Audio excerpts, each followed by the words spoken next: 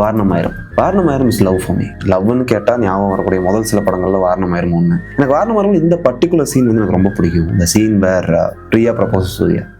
மழை பேஞ்சிட்டு இருக்கும், பஸ் ஸ்டாண்டில் உட்காந்துருப்பாங்க 2 பேரும்.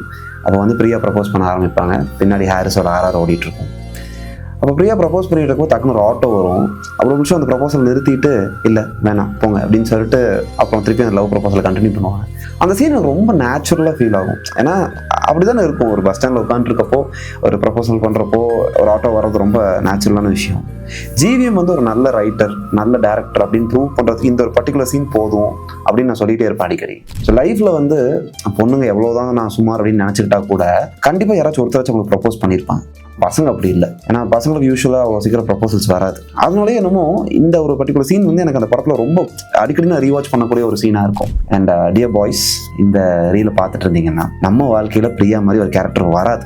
தப்பி தவறி வந்துருச்சுன்னா தயவு செஞ்சு அந்த ப்ரப்போசல் அக்செப்ட் பண்ணிடுங்க. ஏன்னா 1000 மேக்னா கிடைக்கலாம், ஆனால் பிரியா ரொம்ப ரேர்.